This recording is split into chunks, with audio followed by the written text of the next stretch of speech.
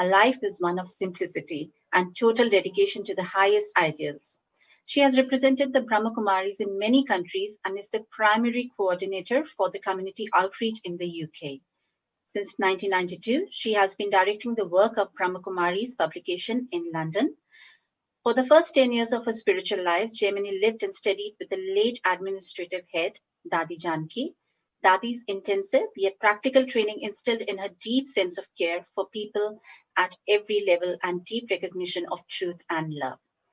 So, welcome to the Great Big Indian Wellness Show, Sister Jaimini. Thank you, Ekta. Good morning, everyone. Good morning.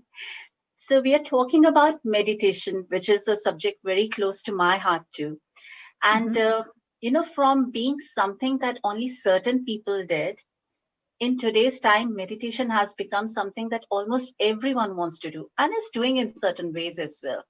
But are we really meditating?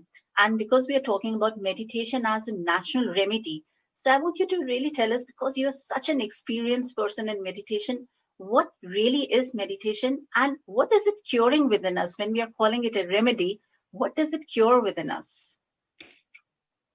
Meditation is actually a technique which enables us to discipline our thoughts.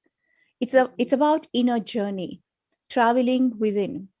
It's like yoga, asanas.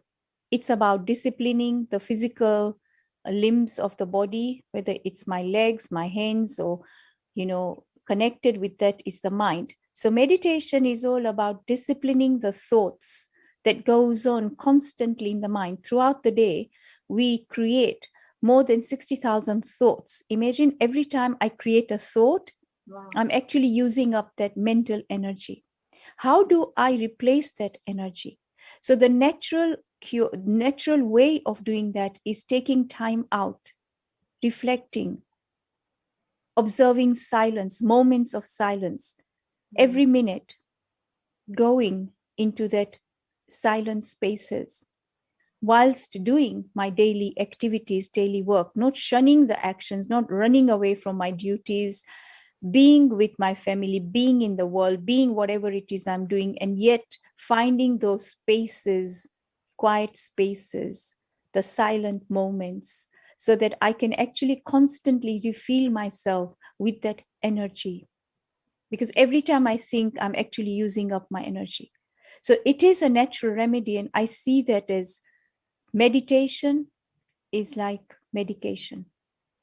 So medication is something that will cure me of anything that I may be experiencing. For example, I tell you, last few weeks, I had experienced some sort of severe upheaval within my body, and that was really imbalance of the medication that I was taking.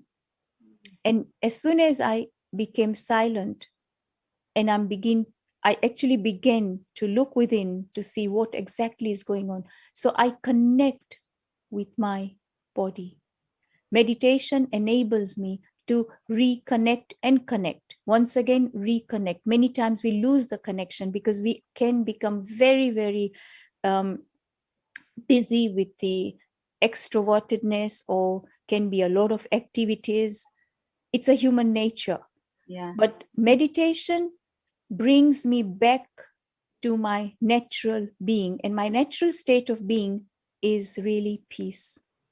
So once again, I make time to restore that peace within myself. So that really, I found my cure, and my cure can be some sort of negligence or carelessness that I may be in whatever it is I was doing. Could be maybe I'm overthinking, could be that I'm worrying about something, thinking over and over about something, or going into the past. Maybe something of the past is bothering me now in the present, suddenly, out of nowhere. And so these things happen to us. This is life's very long journey. Yes. And so meditation really helps me to do all these things naturally. I don't need any medications as such. But in itself, meditation is a medication. Wow, so beautifully said. But so it's really just self-observation, isn't it? Every Correct. time you're saying this and you're connecting with your body and you're just understanding your body. But you talked about, thoughts, which are our so many thoughts that come. And I read somewhere that we almost think the same things every day. The same thoughts are repeated every day. So how does one reach that state of that thoughtlessness? How does one reach that place of inner peace? Because we are, if I'm trying to think that I'm not going to think, I'm still thinking. Correct. Yes. I think if all of us would really practice, you see, anything that we want to achieve in life, we need to practice. For example, if I want to learn how to drive and be a Mm, good driver, I need to practice, right? yes. So without practice, I cannot perfect anything. Similarly, it applies to the mind and thoughts. I repeatedly think about things every day, day in, day out, same thoughts. It eventually becomes my habit. It can Mm, be good, it can be bad, it can be troublesome. So here I have to choose. Let me choose what is good for me. What mm, is it that makes me feel good? So then, once I've made a choice, and the impact of those thoughts later on, the emotions on my body, because my body is very close to the soul. Every time I think, it makes an impact on my mind. But as a result of that, once it has made an impact on my mind, it actually makes an impact on my body. So it goes, that impact goes very deep in my cells, every cells of the body.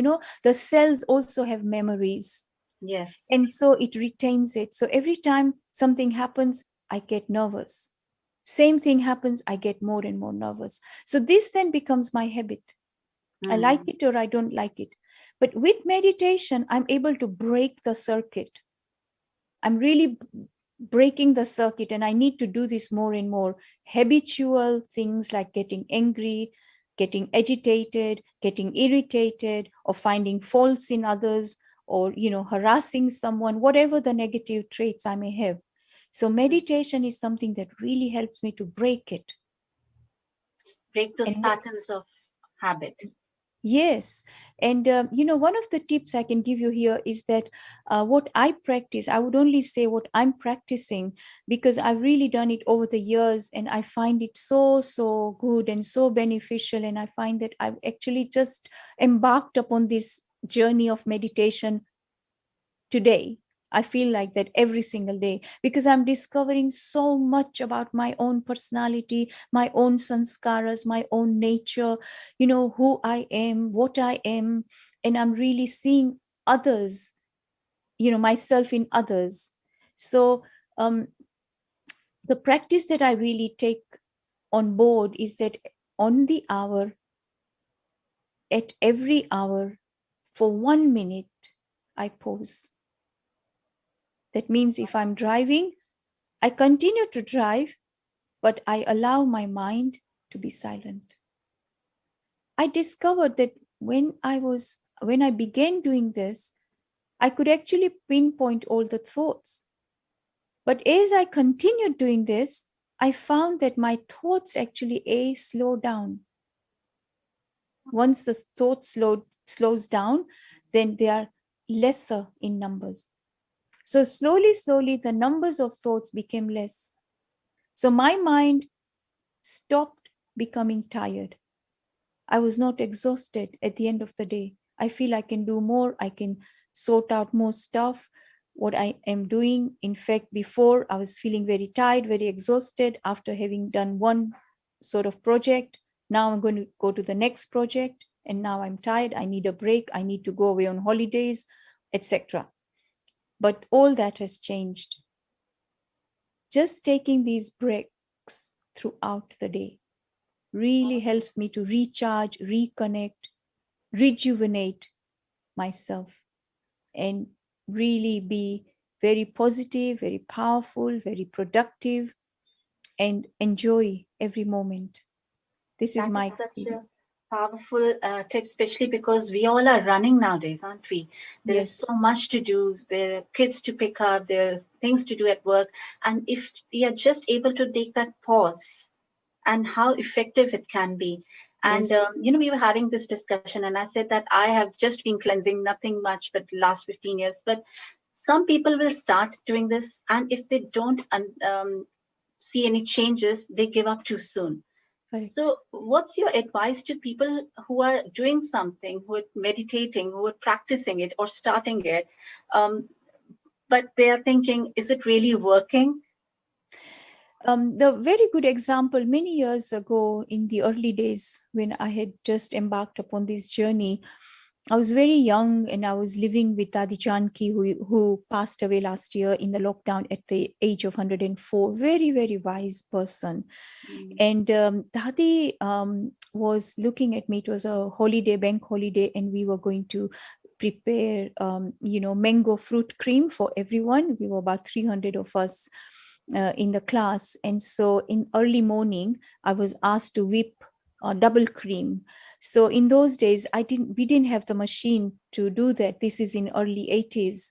And what I did, I had a whisker which I used by hand, and I whisked the cream, and my hand really got tired. Of course, I was much younger, and I looked at one of my teacher, and I said, oh, this is very tiring, but nothing is happening, nothing is happening. And when you are young, you Yes. want to make sure things happen quickly. And she goes, patient, patient. And she goes, there is going to be a turning point when you will see how the cream will fluff. And you know what? When that turning point came, I was so happy. I forgot about all the tired arms that I had, my hands and my neck was everything hurting me. But I just enjoyed that transformation. So what I concluded at that time is that continue to go on, have patience, and wait. There's going to be turning point. We are these days too quick for results. If we Yes. don't get results because of our impatience, we can't really wait, and therefore we leave that and we try something else. Same thing happens with that, so it becomes our habit.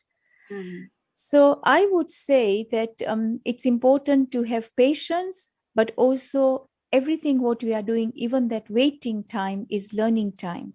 Like driving is again a very good example. I can fail maybe once, twice. I'm sure third time I'm going to pass.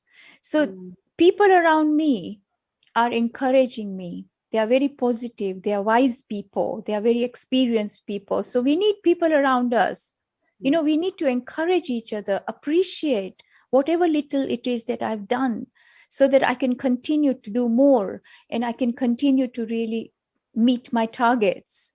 But if we begin to find faults in ourselves and say, look, I can't do it, it's not right for me, maybe it's not time for me, if we keep doing that, then we Mm. will never be able to learn anything, let alone meditation. With any skills, patience is the key. Yes, I absolutely agree with that. Patience is just this such a powerful tool that we have, but we often underuse it, isn't it? And Correct. I also want to ask you, is there a particular time in the day when meditation really helps? Because I do remember reading about Brahma Muhurat, which is, you said you do meditation at 4 a.m. in the morning. Yes. Is that meditating at a certain time really helpful? Yes, definitely. Brahma Muhurat is such a beautiful time when everyone else around me is actually sleeping. And I would say that state of sleeping is like the soul is detached from the body. And so the bodies are resting and the soul is resting. At that time, the soul is not thinking. Of course, dreams are there, but Mm. the soul is not actually working through the senses. And so the peaceful atmosphere around, you know, at the same time, the Brahma Muhurat, which is really the time of Amrit Vela, the nectar time, which we find in that sweet silence home, the home where all the souls, human souls reside. This is the world in which the bodies and the souls in the body, soul in the body, human Yes. beings. This is a human world. But the world beyond this sun, moon, stars, and sky is actually the Brahma Tattva, Brahma Mahatattva, Brahma, the great element. So that's where the souls reside. And so the atmosphere here in this world is of that Brahmand, the same atmosphere that we actually, the souls can feel when they are in the soul world. And so I don't have to make effort, because that is the atmosphere of my home. That is the atmosphere where the supreme soul, the divine being, also reside. So we don't have to work hard. We are able to slip into that awareness, into that consciousness without making effort.